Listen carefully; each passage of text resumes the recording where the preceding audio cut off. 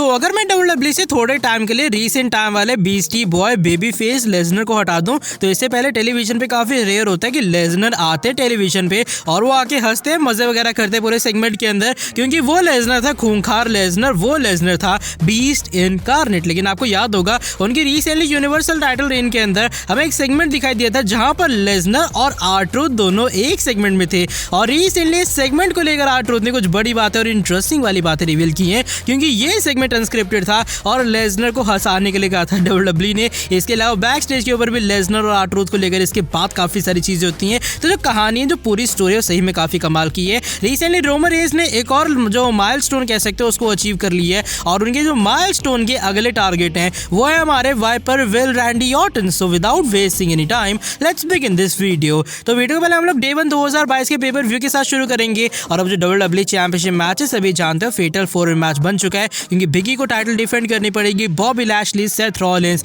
And prize fighter Kevin Owens के खिलाफ। वैसे जो मैच है डेफिनेटली कमाल का होगा, लेकिन रिसेंटली होता है बिगी का इंटरव्यू होता है और इस इंटरव्यू के अंदर बात करते हैं बिगी अब इस फेटल 4 मैच के बारे में जो कि डे 1 के अंदर होगा और क्या कुछ हो सकता है इस मैच के अंदर और बिगी को क्या लगता है वो चैंपियनशिप को रिटेन कर पाएंगे। वो कहते हैं देखो, जब से मैंने WWE टाइटल जीती थी मैंने रियलाइज इस बात को कर लिया था कि आने वाला जो टाइम होने वाला है मेरे करियर का सबसे ज्यादा बेहतर टाइम होगा और मैं आने वाले टाइम में बहुत से बड़े मैचेस के अंदर कम्पीट करने वाला हूँ, क्योंकि हर जो बंदा है वो WWE टाइटल के पीछे आना चाहता है, उसे चैंपियनशिप चाहिए। अगर मैं बात करूँ अटलांटा के बारे में जहाँ पर WWE टाइटल डिफेंड होगी डे 1 शो के अंदर और ये फेटल 4 में मैच होने वाला है। अब इस मैच की वजह से मुझे टेंशन जरूर है, क्योंकि इस मैच के अंदर चैंपियनशिप हारने के लिए मुझे जरूरी नहीं कि रिंग के अंदर फैले पड़ा होना होगा, कोई बंदा आएगा मुझे पिन करके टाइटल ले जाएगा, मैं फ्लोर के ऊपर ही पड़ा होगा, कोई बंदा किसी और को पिन करेगा और वो वहां से चैंपियनशिप ले जाएगा। तो चीजें मेरे कंट्रोल में नहीं रहेंगी। मान लो कोई बंदा मुझे अपना स्पीयर वगैरह मारता है या फिर सेथ रॉलिंस मुझे स्टॉम्प लगाता है, मैं चले जाता हूँ रिंग साइड में, मैं पड़ा होता हूँ फ्लोर पे। उसके बाद रिंग के अंदर कुछ ऐसा होता है कि सेथ रॉलिंस पिन करते हैं केविन ओवेंस को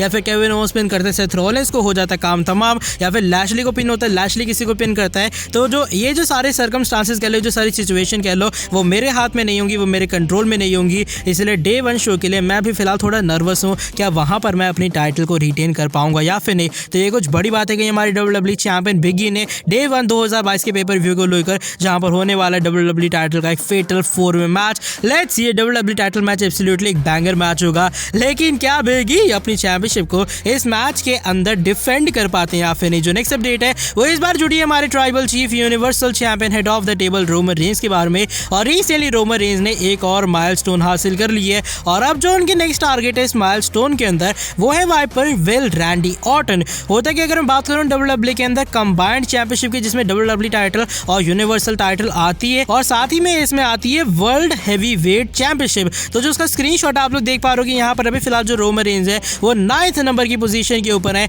और रिसेंटली उन्होंने सरपास कर दिया ब्रेट हिटमैन हार्ट को, क्योंकि जो टोटल टाइटल रेन है अपने रोमन रेंस की वो 5 है अगर मैं WWE टाइटल और यूनिवर्सल टाइटल की बात करूं, और जो भी फिलहाल टोटल डिफेंस है वो है 24 और जो कंबाइंड डेज है वो है 651। ब्रेट हार्ट के 650 थे, लेकिन रोमन रेंस ने एक दिन ज्यादा करके ओवरकम कर लिया ब्रेट हार्ट को। और अब जो उनके नेक्स्ट टारगेट है इस लिस्ट के अंदर वो है हमारे viper will the legend killer Randy Orton. Randy Orton 806 दिन के ऊपर और मुझे ये फीलिंग पता नहीं क्यों आ रही है, डेफिनेटली जो रोमन रेंस है इस चीज को भी हमें सरपास करते हुए नजर आएंगे। अब जो ये वाली यूनिवर्सल चैंपियनशिप रेन है ये सरपास कर जाए, सुनने में थोड़ा वियर्ड लग रहा है, लेकिन नेवर से नेवर WWE कुछ भी हो सकता है। John Cena, Lesnar, triple H already इस लिस्ट के अंदर है, डेफिनेटली सबसे टॉप के ऊपर ब्रूनो सैन मार्टिनो है, तो उनको सरपास करना तो मुझे बहुत ही ज्यादा मुश्किल लगता है। लेकिन हाँ, रैंडी ऑर्टन का देखते हैं माइलस्टोन कब तक हमारे जो रोमन रेंस है वो आने वाले टाइम में सरपास करेंगे। वैसे जो ऑर्टन की अपनी टाइटल रेन है 14 चैंपियनशिप रेन है, तब जाके वो 806 दिन के अंदर है, लेकिन रोमन सिर्फ और सिर्फ 5 रेंस के अंदर पहुंच चुके हैं 651 डेज के ऊपर।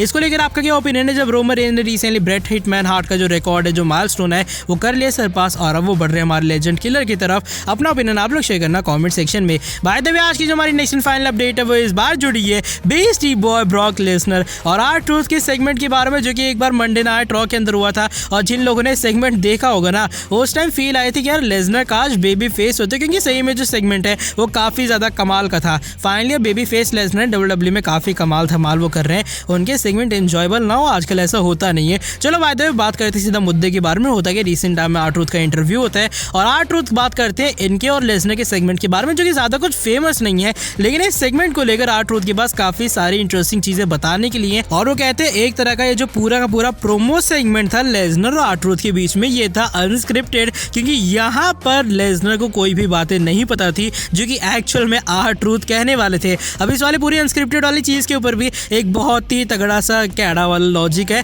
होता है कि R-Truth बता दें तो बैक स्टेज के ऊपर बातें डिस्कस होती है कि R-Truth और लेसनर का आने वाले टाइम में सेगमेंट होगा, तो बैक स्टेज के ऊपर कुछ लोग शर्त लगाते जो कि स्क्रिप्ट राइटिंग वाले कि R-Truth के लेसनर को हंसा पाएगा या फिर नहीं। कुछ लोग कहते हैं हंसा जाएगा और कुछ लोग कहते हैं वो लेसनर को हंसा नहीं पाएगा। तो शर्त ये लगती है कि लेसनर को वो लाइंस नहीं बताई जाएंगी जो कि पॉल हेमन के खिलाफ यूज होने वाली या फिर जो पूरे प्रोमो सेगमेंट के अंदर यूज करने वाले R-Truth। और देखना ही होगा क्या जो R-Truth की लाइंस हैं वो हंसा पाएंगे लेसनर को या फिर नहीं। R-Truth कहते भैया ऐसा ना करो, लेसनर को लाइन वगैरह बता दो, क्योंकि मैं ये नहीं चाहता कि गुस्से वगैरह में आ जाए रिंग के अंदर और गलत वाला कांड और सीन हो जाए मेरे साथ में। तो इसलिए ऐसा करते, लेसनर को लाइनें बताते, लेकिन स्क्रिप्ट राइटर कहते नहीं भैया शर्त लगी है, अब लाइनें बताई नहीं जाएंगी। लेसनर कह दिया जाता है यहाँ पर R-Truth वगैरह क्या कहेंगे ये बातें कंफर्म नहीं, तुम जाके रिंग में संभाल लेना। प्रोमो सेगमेंट होता है और R-Truth कहते हैं जैसे ही लेसनर मेरे सामने आता है, पहले लेसनर थोड़ा हंसने का ट्राई करता है, लेकिन लेसनर को देखिए पहले मेरी हंसी छूटती है, मैं किसी तरीके से अपनी हंसी कंट्रोल करता हूँ और फिर जब मैं लाइन लगातार अपनी डिलीवर्स करता हूँ प्रोमो सेगमेंट की, और जैसे एक पॉल हेमन के ताने वाली लाइन आती है तो उसके बाद बहुत तेज से लेसनर हंसते हैं। अब R-Truth इसे देख के काफ़ी खुश होता है कि फाइनली वो बीस्ट इनकार्नेट को हंसाने में कामयाब हुए, लेकिन उसके बाद F5 आना था डेफिनेटली और लेसनर R-Truth हमें बैक स्टेज के ऊपर जाते हुए नजर आते हैं। लेकिन उसके बाद क्या होता है, R-Truth कहते हैं लेसनर खुद मिलने आते हैं उनसे गले मिलते हैं और वो कहते हैं भाई सही में तुम काफ़ी कमाल के इंसान हो, तुमने मुझे रियलिटी में काफ़ी हंसा दिया। आई गेस ये रिसेंट टाइम में हुआ था कि लेसनर सही में हंस रहा था बैक स्टेज के ऊपर और R-Truth कहते हैं ये जो मोमेंट है उनके और लेसनर के बीच में ये सही में एक यादगार मोमेंट है R-Truth की पूरी WWE की हिस्ट्री के अंदर। तो ये कुछ बड़ी बातें यहाँ पर R-Truth ने कही इन दोनों के पूरे प्रोमो सेगमेंट को लेकर कि भैया शर्त के चक्कर में R-Truth के लग जाते लेसनर के हाथों का, सही में उन्हें गुस्सा आ जाता। लेकिन फिर भी जो लेसनर है वो भी काफ़ी अच्छे इंसान है, जाते बैक स्टेज के ऊपर गले वगैरह मिल के R-Truth को अप्रिशिएट करते हुए नजर आते। इस पूरे इंसिडेंट, इस पूरी स्टोरी को लेकर आपका क्या ओपिनियन है जरूर शेयर करना कमेंट सेक्शन में। बाय द वे आज की वाली वीडियो बस यहीं तक थी। वीडियो पसंद आई तो फटाफट से कर देना नीचे वीडियो को लाइक और कर देना यार चैनल को सब्सक्राइब और बेल नोटिफिकेशन को ऑन। मिलता हूँ आपसे आके नेक्स्ट वीडियो के अंदर काफ़ी ज़्यादा जल्दी। Till then bye bye, take care.